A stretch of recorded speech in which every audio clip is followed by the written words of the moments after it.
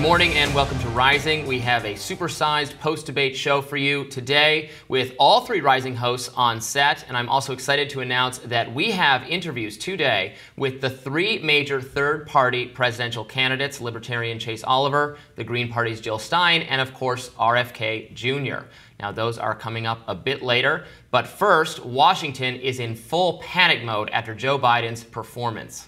That's right. Last night's debate between Biden and former President Donald Trump was a wake-up call for many in the Democratic Party who are now thinking the formerly unthinkable, replacing Joe Biden on the presidential ticket.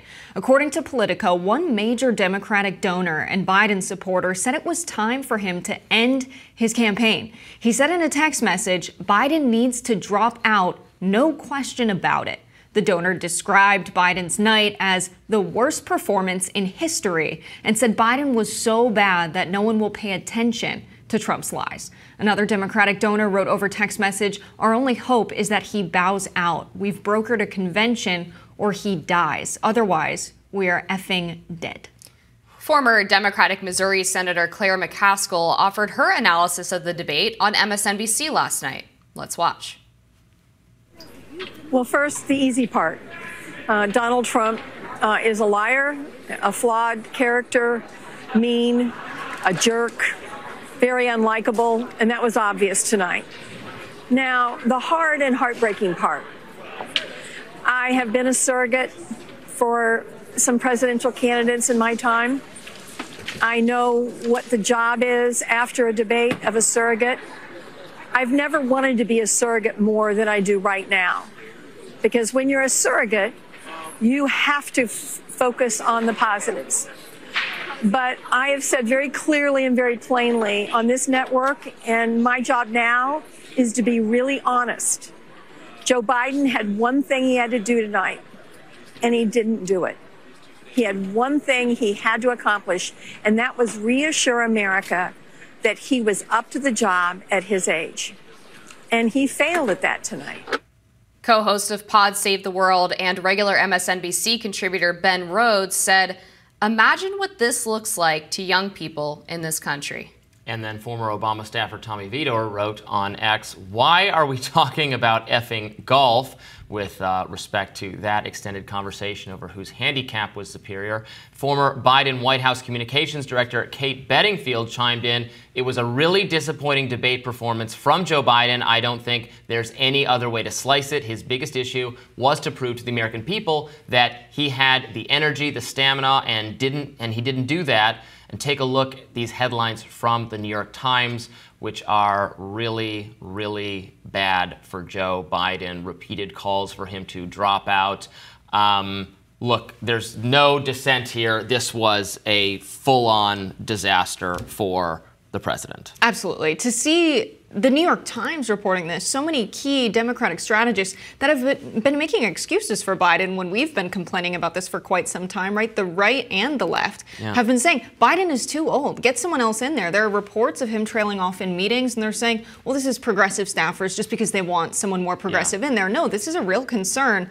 I'm not just concerned about his potential to win, which I think is abysmal. I'm concerned that he is the commander-in-chief today. And this is a threat for national security today, that everyone around the world saw that this is who is running the United States of America. Remember when the White House tried to make it seem like if you had concerns related to his age or his stumbling around, that was all, digitally manipulated videos? I don't think that claim has survived the night. No, yeah, Karine Jean-Pierre referred to those videos of Biden in Normandy or at the Juneteenth celebration as cheap fakes, which was just an incredible manipulation of language to suggest that videos that didn't run for 5 minutes long and show the entire event were somehow altered in some way to give a false impression. But I mean, I have two questions coming out of this, or two sort of theories that I'm toying with. And one is that the Democrats knew that Biden was this bad. They kept him away at Camp David for a week in preparation for this to give everybody the idea that he was going to be well rested and prepared and on whatever medicinal routine that he needed to be on, so that when he did come out and completely embarrass himself, they had the impetus to finally talk about actually replacing Joe Biden. or they really had deluded themselves for this long about the president's cognitive state, and they were genuinely surprised by how terribly this turned out. I mean, if they saw this coming, they should not have agreed to a debate. They should have just said, make some lame excuse, and everyone would have complained about it. Been like, Donald Trump lies so much, and it's impossible to fact check him in real time, so we're not even going to do it. That would have been less devastating for the campaign than this. Or, now they said, and he did sound with the muffled and the whispered, he sounded ill, like he has a cold.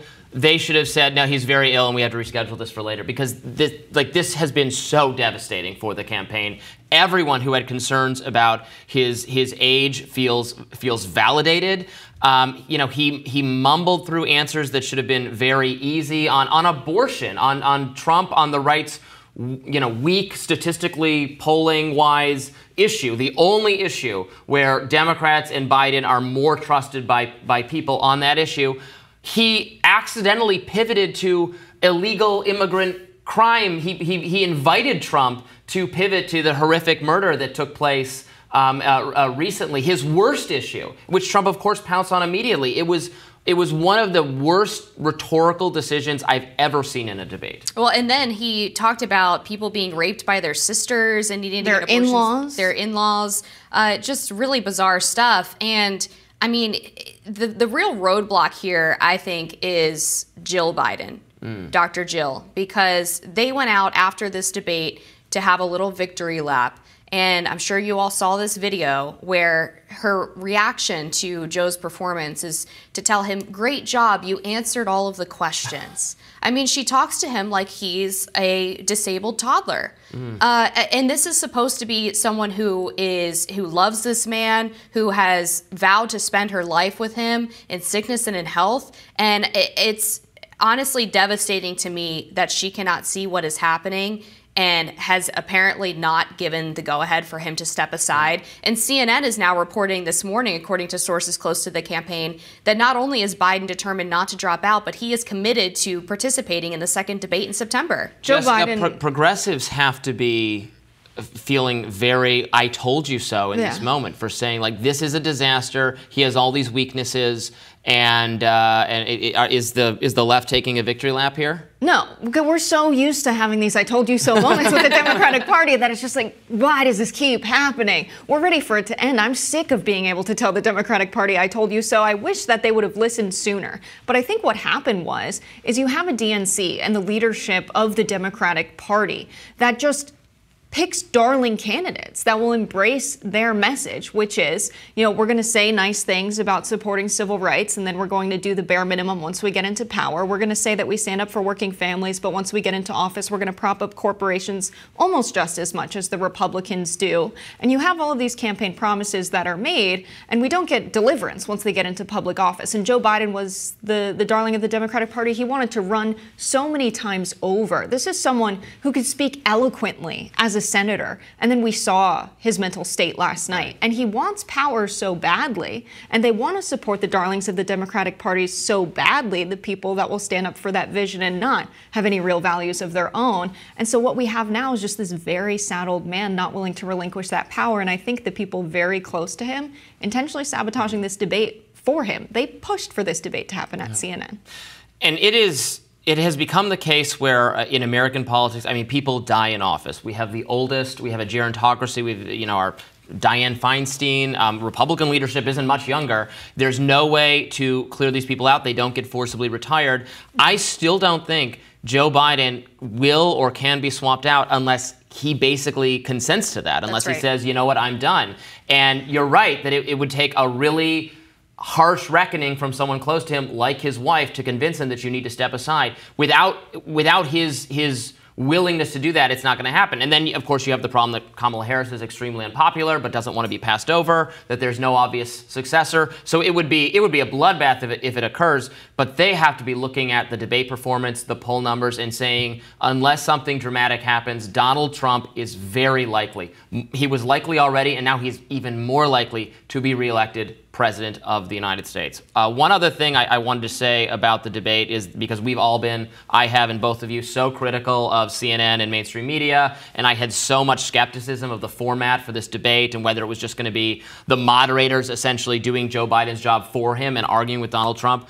I thought it was a phenomenally moderated debate. I thought it was substantive. I thought the format worked. They pressed the candidates to answer questions where they didn't feel that they'd actually addressed the question, but they did it respectfully, and it didn't get browbeating, or they didn't cut people off. I thought it was really good. Joe Biden might not have cleared his very low bar, but the CNN moderators, I think, did. Yeah. I think they absolutely did. And I think something else we saw last night was, with Joe Biden trailing off, Donald Trump was not angry like I think a lot of people expected him to be. He showed up and he was kind of soft and well-mannered, honestly. Disciplined. And we've seen him on the campaign trail giving these very long speeches. He's used to talking about his positions in public, whether or not he'll commit to concrete policies, but he talks about his political positions.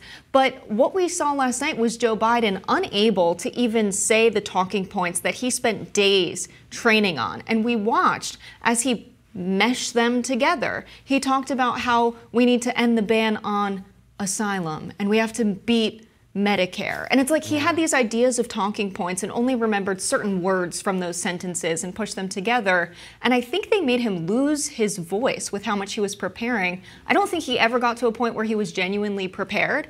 And really seeing that last night, I think the Democratic Party donors are going to be effective in pushing him out with this extreme of a reaction. Yeah, Biden was very hectoring and angry, but it didn't feel sincere or genuine. Trump, was angry about the state of the country, but it was like, I'm upset, but I'm upset on your behalf, is I think the vibe Trump gave. Yeah, and I think that was intentional. I don't think Trump wanted to go in there and have a repeat of the first debate in 2020 where he was really going after Joe Biden very aggressively, because who wants to be the guy who's beating up on the well-meaning elderly man with a poor memory? I think Trump listened to good advice for once. I think his people prepared him and said, here's what you need to do in this debate, and he listened, and he really did pull it off, although it was going to be very easy to do given the state Biden was in. All right, we have lots more debate reaction today. Like I said, we have fantastic interviews with all the next three major third-party candidates: Chase Oliver, Jill Stein, RFK Jr. We know you won't want to miss that. Stick around, more Rising to come.